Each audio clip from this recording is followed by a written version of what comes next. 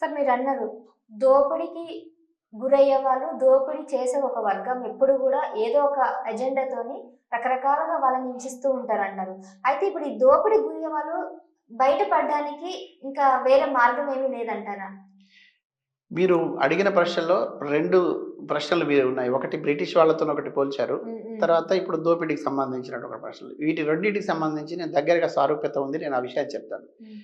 British వాడంటే మీ దృష్టిలో తెల్లదొరలు. తెలుగు. తెల్లదొరలు అధికారంలో ఉన్నా, నల్లదొరలు అధికారంలో ఉన్నా, ఏ వర్గానికి ప్రయోజనం చేయాలో, ఏ పేద ప్రజలకు సంబంధించి అయితే వాళ్ళకు ఫలాలు అందజేయాలనో, పాలన కూడా పారదర్శకంగా అందించాలనో, అట్లా అందించలేనిటువంటి పరిస్థితి వచ్చినప్పుడు ఖచ్చితంగా ఏదైతే వర్గం అణగారిపోతుందో, బాగా వివక్షకు గురవుతుందో, ఇంకా వెనకకు నెట్టివేయబడుతుందో, ఆ వర్గాల నుంచి ఖచ్చితంగా ఒక నిరాశ మొదలవుతుంది. నిరసన రూపం తీసుకుంటది. ఆందోళనలు దిగుతది. తర్వాత ఐక్యతను చాటుతది. ఖచ్చితంగా గెలిచి తీరుతది. స్వాతంత్ర పోరాటం కూడా అట్లా జరిగింది. ఖచ్చితంగా కాబట్టే ఇవాళ మనం స్వేచ్ఛా స్వాతంత్రాలు పీలుస్తున్నామంటే అనేక మంది ఈ వర్గాల వైపు నిలబడి విముక్తి కోసం పోరాటం చేసి వాళ్ళ ప్రాణాలను త్యాగం చేసి వాళ్ళేమి అనుభవించాలనుకోలేదు కానీ మనం వాళ్ళ ప్రాణాలని అక్కడ పెట్టి ఈ స్వేచ్ఛను సాధించి ఆ స్వతంత్రాలు రేపటి తరానికి ఇవ్వాలని ఉద్యమించినారు. I'm right. సేమ్ టైం దోపిడీదారులు ఎవరైతే ఉన్నారో దోపిడీకి గురవుతున్నటువంటి వర్గాన్ని నిత్యం వాళ్ళు ఆ రకమైనటువంటి పరిస్థితి చేస్తున్నారు. అప్పుడు చేశారు, మొన్న చేశారు, నిన్న చేశారు, ఈ రోజు కూడా చేస్తూనే ఉన్నారు. ప్రతి చోట దోపిడీకి గురయ్యే వర్గం ఇంకా అట్లా ఉంది. దోపిడీ చేసేవాళ్ళు చేస్తూనే ఉన్నారు. అయితే ఈ దోపిడీదారుల ఆటలని కట్టించడం కోసం దోపిడీ చేస్తున్నటువంటి వాళ్లకు వ్యతిరేకంగా అందరు సమూహంగా కూడగట్టి ముందుకు వెళ్ళేటప్పుడు అనేక రూపాలుగా ఉంటాయి. ఆందోళనలు కానివ్వండి, నిరసనలు కానివ్వండి, ఉద్యమాల రూపంలో ఉంటాయి. ఆ రకమైనటువంటి ఉద్యమాల్లో ఈ ఎంఆర్పిఎస్ ఉద్యమం కూడా ఒకటి. అంటే ఇప్పుడు మీరు ఎస్సీ వర్గీకరణ, ఏబిసిడి వర్గీకరణకి మీకు నిజంగానే మద్దతు అనిపిస్తుందా?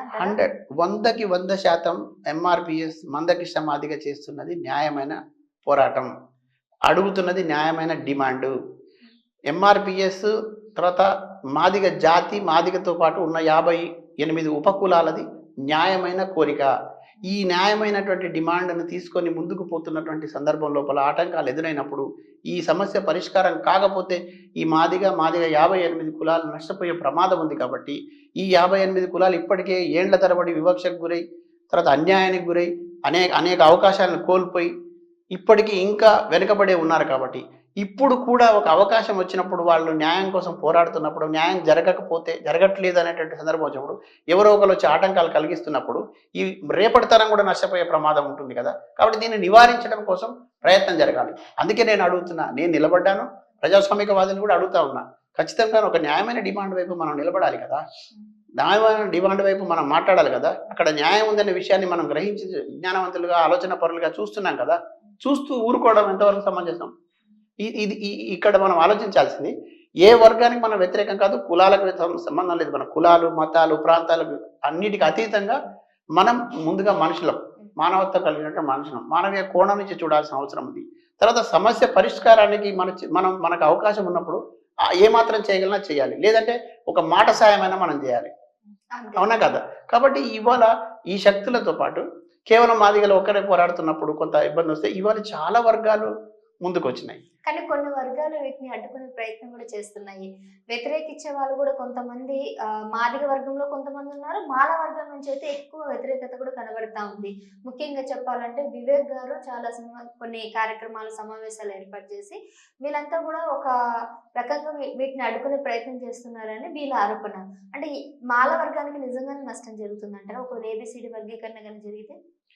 ఇక్కడ మనం చూడాల్సిన అంశం ఏమిటంటే ఇన్నేళ్ల కాలంలో ఏం జరిగిందనేది ఒక్కసారి మనం వెనక్కి తిరిగి కూడా చూడాల్సిన అవసరం ఉంది. ఈ 30 ఏళ్ల పాటు ఒక మనిషి ఎందుకు కొట్లాడుతున్నాడు? 30 ఏళ్ల పాటు సుదీర్ఘంగా తన వ్యక్తిగత జీవితాన్ని, తన ఆరోగ్యాన్ని, తన కుటుంబాన్ని, తన ఎదుగుదలను, తన రాజకీయ అవకాశాలను, తర్వాత కలిసి వచ్చేటటువంటి అనేక విషయాలను అన్నిటిని త్యాగం చేసి వాటి పణంగా పెట్టి కదా తను పోరాడుతున్నాడు. ఆ పోరాడుతున్న వ్యక్తి ఏ అంశాన్ని తీసుకొని ఇన్నేళ్ళు ఈ ఉద్యమాన్ని నడుపుతా ఉన్నాడు? నడపడం మాత్రం కానీ ఈ ఉద్యమాన్ని సజీవంగా ఉంచగలుగుతున్నాడు. ఈ ఉద్యమం సజీవంగా ఉండడానికి బలమైన కారణం ఏమిటి?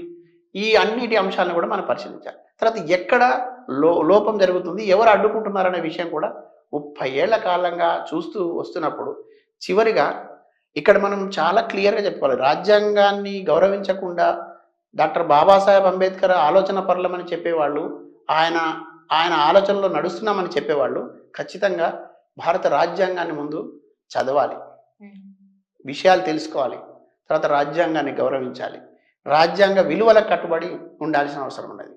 ఈ రాజ్యాంగ విలువలకు కట్టుబడి ఉండడంతో పాటు తాము ఏ వర్గం నుంచి వచ్చామో, తమ వర్గంలో ఎటువంటి వివక్షకు గురయ్యామో, ఈ వర్గానికి ఒక అవకాశం వచ్చినప్పుడు దీన్ని మళ్ళీ మనం మన వర్గాలన్నీ కలిసి కూడా దీన్ని ఎట్లా అనుభవించాలి, ఈ ఫలాల్ని మన రేపటి తరానికి ఎట్లా ఇవ్వాలనేటువంటి ఒక విచక్షణతో కూడా ఇక్కడ ఆలోచించాల్సింది. కానీ స్వార్థం ఎక్కడైతే చోటు చేసుకుంటుందో అక్కడి నుంచే సమస్య మొదలవుతుంది. నేను ఎవరికి వ్యతిరేకం కాదండి, మళ్ళీ చెప్తున్నా, నేను ఏ వర్గానికి వ్యతిరేకం కాదు. ఎక్కడ అన్యాయం ఉంటే అక్కడ నిలబడాలని అనుకుంటున్న వాళ్ళం. ఇప్పుడు ఒక వర్గం ఫలాన్ని అనుభవిస్తోందని లెక్కలతో సహా తీసి 30 ఏళ్ల పాటు చెప్పినప్పుడు కేవలం మందకృష్ణ లెక్కలు కాదండి, మాదిగ జాతి లెక్కలు మాత్రమే కాదు, ఏదో మందకృష్ణ మాదిగకో లేకపోతే మాదిగ జాతికో అనుకూలంగా ఉన్నవాళ్ళు మాట్లాడే లెక్కలు కావు. మీరు తీసుకుంటే కనుక, మీరు చరిత్రలోకి వెళ్తే లోకూర్ కమిషన్, మనం అందరం ఎవరు పుట్టక ముందే వచ్చింది, దరిదాపు అప్పుడు మందకృష్ణ కూడా పుట్టక ముందు వచ్చిన కమిషన్ అది. లోకూర్ కమిషన్ తేల్చేసింది వర్గీకరణ అవసరం ఉన్నది, ఇక్కడ దళితులలో వర్గీకరణ విభజించాలి, వీళ్ళ హక్కులకు సంబంధించి వీళ్ళు పడుతున్నట్టు ఇబ్బందులు పరిష్కరించాలి, ఈ ఫలాలు అందరికీ పంచాలి అనేటువంటి నిర్ణయం చెప్పింది. తర్వాత రామచంద్రరాజు కమిషన్ వచ్చింది, ఆ కమిషన్ కూడా వర్గీకరణకు అనుకూలంగా తన నివేదిక ఇచ్చింది. నాకు తెలిసి ఉషా మెహ్రా కమిషన్ వచ్చింది, ఆ కమిషన్ కూడా వర్గీకరణకు అనుకూలంగా నివేదిక ఇచ్చింది. ఒక రాష్ట్ర ప్రభుత్వం, చంద్రబాబు నాయుడు ప్రభుత్వం వర్గీకరణకు అనుకూలంగా శాసనసభలో బిల్లు పెట్టి వర్గీకరణ అమలు చేసింది. 4 సంవత్సరాల పాటు ఆ వర్గీకరణ అమలైంది కూడా, మళ్ళీ అడ్డుకునే ప్రయత్నం జరిగింది. ఈరోజు సుప్రీంకోర్టు ఒక నిర్ణయం తీసుకొని తన నిర్ణయాన్ని రాష్ట్ర ప్రభుత్వాలకు తెలియజేసింది. మీరు ఈ విషయంలో నిర్ణయం తీసుకునే హక్కు మీకు ఇస్తున్నాం, వర్గీకరణకు అనుకూలంగా మీరు నిర్ణయాలు తీసుకోవచ్చు అని చెప్పింది. ఈ క్రమం లోపల తెలంగాణ ప్రభుత్వం కూడా శాసనసభలో బిల్లు పెట్టి మెజారిటీ సభ్యుల ఆమోదం తెలిపి వర్గీకరణకు మేము అనుకూలం, మేము వర్గీకరణ చేసి తీరుతాం, ఈ టర్ములో వేసేటటువంటి ఉద్యోగ నియామకాల్లో కూడా దీన్ని అమలు చేస్తామని చెప్పింది. ఇంత దాకా వచ్చి నీళ్లు పోరాడి, ఇంత దాకా వచ్చి చట్టాలు చెప్పి, కోర్టులు చెప్పి, ప్రభుత్వాల నిర్ణయాలు తీసుకున్న తర్వాత ఇవాళ మళ్ళీ మీరు అడ్డుకుంటామంటే ఇది ఎంతవరకు సమంజసం, ఎంతవరకు ఇంతకాలం ఆ దగ్గరకు వచ్చిన ఫలాలు అందుకోలేకపోయి ఒక తరం నష్టపోయింది కదా, మళ్ళీ ఒక తరం నష్టపోతామనే భయం వాళ్ళలో ఉంటుంది కదా, వాళ్ళకు కూడా నిరాశ వచ్చేస్తుంది కదా, వాళ్ళలో కూడా కోపము, ద్వేషము పెరిగే ప్రమాదం ఉంది కదా, దీన్ని నివారించాలి కదా. కాబట్టి ఇక్కడ కొద్ది గొప్ప ఆలోచన పరులుగా, కొంత స్పృహ ఉన్న వాళ్ళుగా ఒక సమూహం అంతా కూడా ఇవాళ న్యాయబద్ధమైన డిమాండ్ ఏదైతే ఉందో దానికి మేము అనుకూలమని చెప్తున్నాను. నేను ఒక్కటి కాదండి, కోదండరామ్ గారు చెప్పారు, ప్రొఫెసర్ నాగేశ్వరరావు గారు చెప్పారు, హరగోపాల్ గారు చెప్పారు, ప్రొఫెసర్ కాశీం గారు చెప్పారు. ఇవాళ సప్పండ వర్గాలు, నాకు తెలిసి బీసీ కులాల్లో 84 కులాల వాళ్ళు కూర్చొని ఒక సమావేశం పెట్టి మందకృష్ణని పిలిచి మేము మీకు మద్దతు ఇస్తున్నామని చెప్పినాను. నేను చెప్పడంలో తప్పేముంది. తర్వాత ఇవాళ ఒక రెడ్డి సామాజిక వర్గానికి సంబంధించిన వాళ్ళు కూడా మద్దతు ఇవ్వడానికి సిద్ధపడుతున్నారు. అంటే ఎంత ప్రజాస్వామికంగా ఒక ఉద్యమం ఉంటే ఇన్ని వర్గాల మద్దతు వచ్చే అవకాశం ఉంటుంది. మరి అదే వ్యతిరేకిస్తున్నటువంటి వాళ్ళ వైపున ఎవరు ఉన్నారు, వ్యతిరేకిస్తున్నటువంటి వాళ్ళ వైపున ఏ వర్గాలు ఉన్నాయనేది కూడా మనం ఆలోచించాలి. నేను వ్యక్తులుగా కానీ కులాలుగా కానీ ఎవరిని విమర్శించడం లేదు, ఎవరి మీద నెపం వేయడం లేదు. ఒక న్యాయబద్ధమైనటువంటి డిమాండ్, న్యాయబద్ధమైన సమస్య పరిష్కారం జరుగుతున్న క్రమంలో ఆటంకాలు కల్పించవద్దు. వ్యక్తిగత ప్రయోజనాల కోసమో లేకపోతే తమ లబ్ధి కోసమో మొత్తం జాతిని అంతా తీసుకొచ్చి జాతుల మధ్య వైరాన్ని పెట్టేటువంటి ప్రయత్నం చేయొద్దు. ఆ జాతికి మంచిది కాదు, ఈ జాతికి మంచిది కాదు. ఇంకోటి, ఇక్కడ చాలా మంది మాట్లాడుతున్నారంటే మాలా మాదిగా మాట్లాడుతున్నారు. మాలా మాదిగా మాత్రమే దళితులు కాదండి, మాలలో ఉపకులాలు ఉన్నాయి, మాదిగలో ఉపకులాలు ఉన్నాయి. మరి పాపం వాళ్ళు ఏం కావాలి, వాళ్ళ పేర్లు కూడా చెప్పలేదు చాలా మందికి. కొంతమంది అయితే ఇష్టం వచ్చినట్టుగా వీళ్ళు వ్యతిరేకిస్తున్నారు, వాళ్ళు వ్యతిరేకిస్తున్నారు అని రాస్తున్నారు. తప్పండి. ఏ ఫలాలు తమకు అందాలనో అది కావాలని కోరుకుంటారు కదా, ఏ వర్గమైనా. ఎందుకు వ్యతిరేకిస్తారు? వచ్చే ఫలాలు మాకు వద్దని చెప్తారా? ఇప్పటికే అనగారిపోయినారు. అసలు కనీసం చదువుకున్న వాళ్ళుగా, జర్నలిస్టులుగా మనకే చాలా కులాల పేరు తెలియదు. పాపం వాళ్ళు ఎంత అన్యాయానికి గురవుతున్నారు. నేను మళ్ళీ ఈ సందర్భంగా చెప్తున్నా, కేవలం మందకృష్ణకు మాత్రమే కాదు, ఎంఆర్పిఎస్కే కాదు, మాదిగ ఉపకులాలకు రేపు అన్యాయం జరిగినా కూడా మన గొంతు విప్పాల్సింది, ఈ పాత్ర పోషించాల్సిందే. నేను ఒక ముస్లిం మైనారిటీ బిడ్డను. ముస్లింలు కొంత పైకుండి దీంట్లోనే ఇంకొక దూదేకులుగా ఉంటారు. వాళ్ళు కూడా అన్యాయానికి గురవుతున్నారు, వాళ్ళు ఇంకా వెనకబడే ఉన్నారు.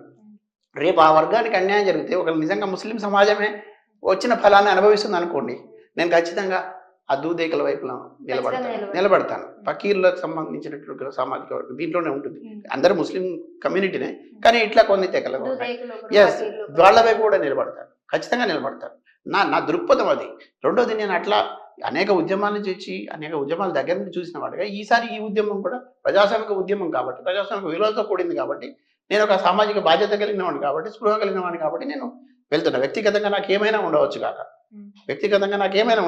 కానీ నేను జర్నలిస్ట్ సమూహం నుంచి వచ్చిన వాడిని కదా, జర్నలిస్ట్ ప్రాతినిధ్యం వహించి వచ్చిన వాడిని కదా, నేను నాకంటూ ఒక సోయి ఉండాలి కదా, కాబట్టి నేను అది తప్పకుండా నా పాత్రని ఇక్కడ పోషిస్తా ఉన్నాను. నేను మద్దతు ఇస్తున్నా, సంఘీభావం తెలుపుతున్నా, ప్రత్యక్షంగా కూడా నేను వాళ్ళ వెంట ఉండి మరి ఈ సమస్య పరిష్కారం కావాలని కొట్లాడుతున్నా.